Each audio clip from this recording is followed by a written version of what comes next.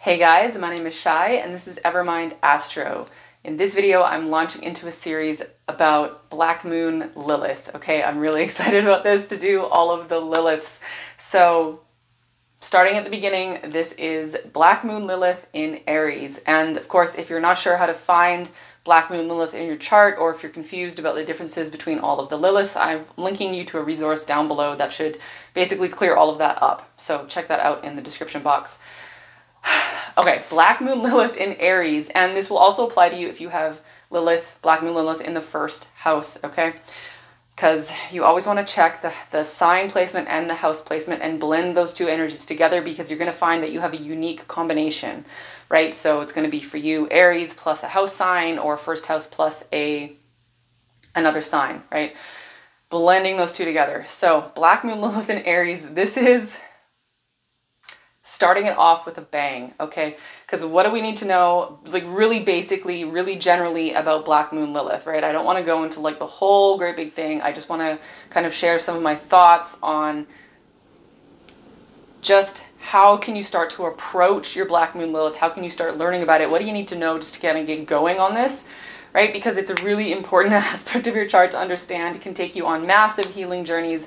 And I mean, you've almost certainly already been on a journey of healing your Lilith and you just didn't know it. So if you're aware of your Black Moon Lilith and your other Liliths and you can go on this journey, it makes a lot more sense, right? It's good for you to like understand what is happening to you when it's happening to you. And you can do that by watching for transits, especially to your Lilith. So with Black Moon Lilith, we have a core wound, right? The Lilith wound.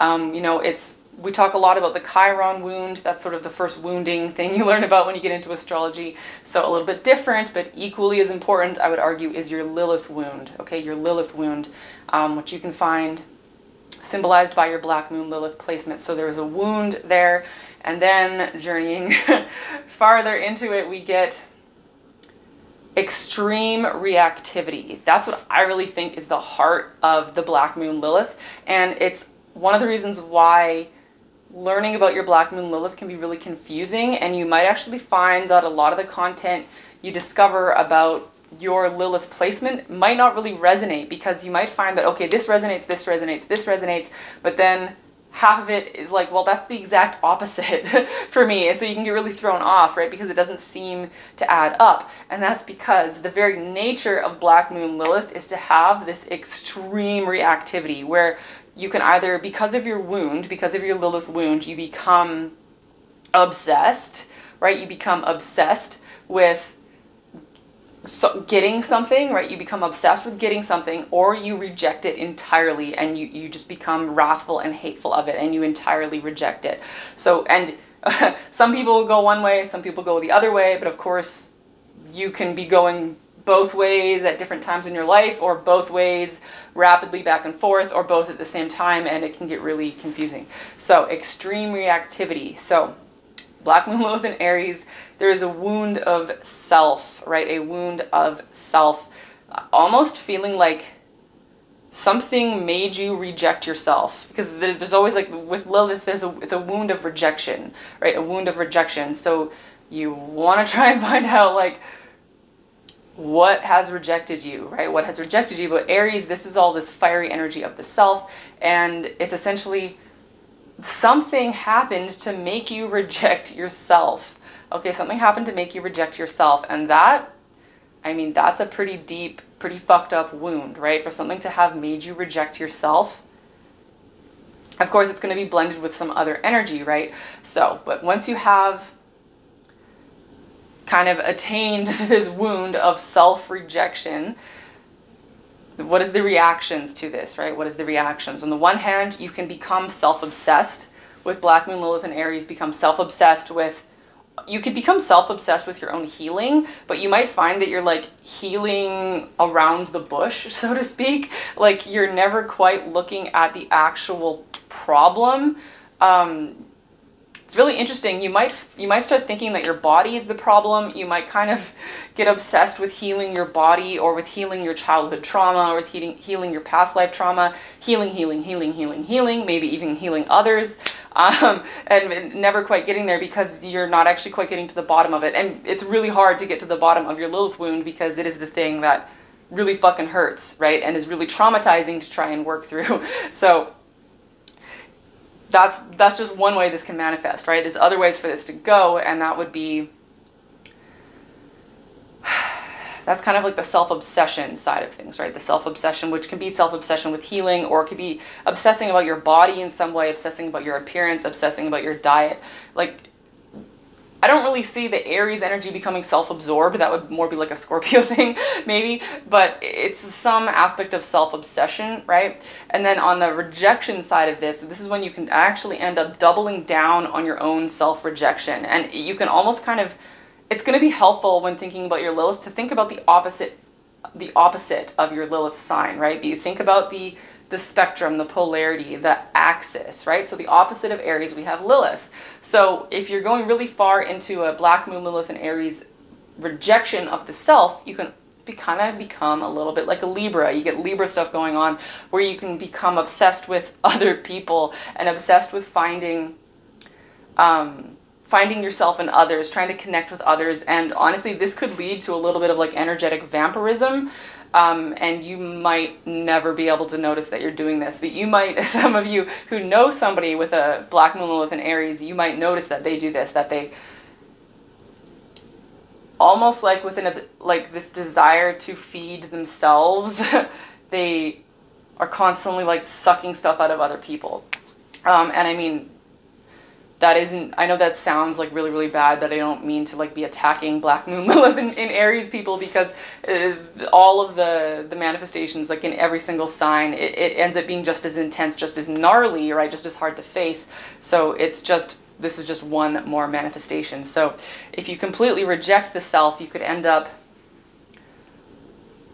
this could almost be, it's like really hard for Aries energy to end up in a self-sacrificing kind of space, right? Self-sacrifice, you usually see that coming through with Pisces, right? And Aries is typically the recovery from that, where you're no longer self-sacrificing. But with Lilith and Aries, or the first house, you could be self-sacrificing in a kind of very, very angry kind of way. Because of course, what I haven't mentioned yet, I mean, this hopefully is obvious, right? With Lilith, there's typically a ton of anger going on. She's typically like a wrathful, rageful aspect, right? And of course with Aries, it's not that we want to boil down Aries to being angry all the time. It's not that Aries is all about war, but definitely when we have a challenging thing going on with Aries, anger definitely comes into it, right? And maybe even violence if it manifests physically that way, right? You can get really, really projecting anger onto yourself, or projecting anger outwards to others, right? Depending on if you're kind of in a self-obsession or in a self-rejection, right? Self-obsession or self-rejection. That's kind of the opposite things you can have here. And of course, you could totally be wobbling back and forth between the two, which is not a fun place to be, right? So, how do you heal from your Lilith in Aries?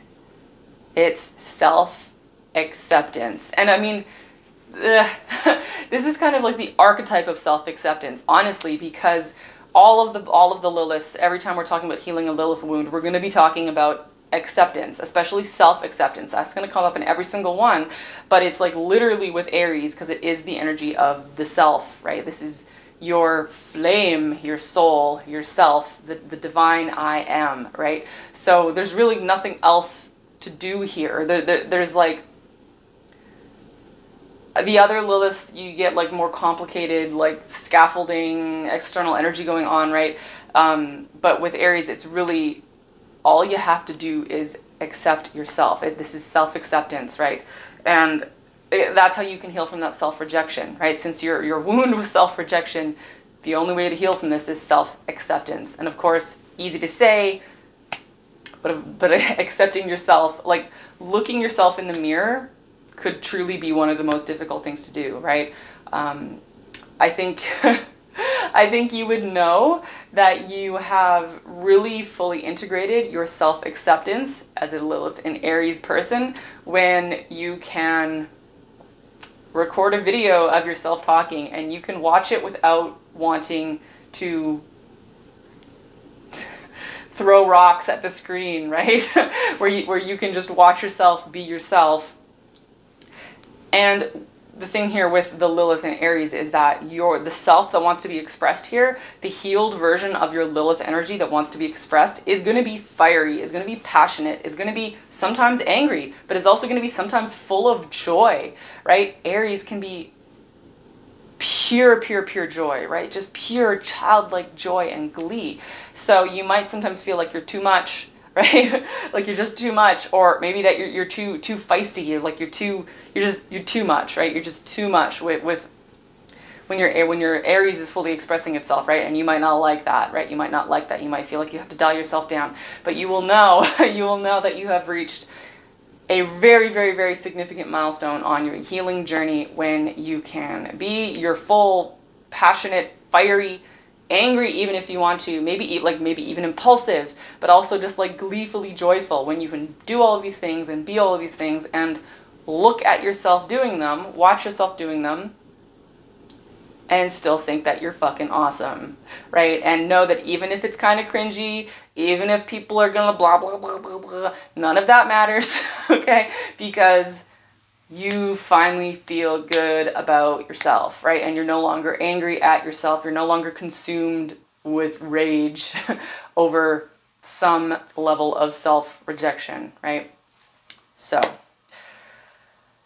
I think that should get you guys rolling on your Black Moon Lilith in Aries or the first house introspective journey, right? Definitely recommend getting a wide variety of interpretations on your Lilith and then like really sifting through it to figure out what is really you. Because with the Liliths, especially Lilith and Aries, everything is so personal, so idiosyncratic. Lilith really does not want to be boiled down, right?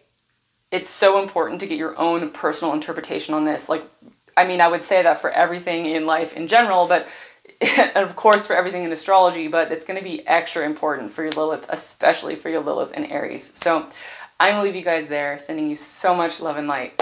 And I signed off a little early. If you're still here, you can check all my links down below. I have a newsletter you can sign up if you want my Astro updates. I have another YouTube channel for starseeds and lightworkers. I do personal tarot and astrology readings. I think I'm going to be doing a Lilith reading if you would like me to read your Lilith energy. And I have a website where you can order my readings from. You can also find me on Etsy if you prefer to shop on Etsy. There's all kinds of stuff down there. Just check the links, and I will talk to you guys later. Bye.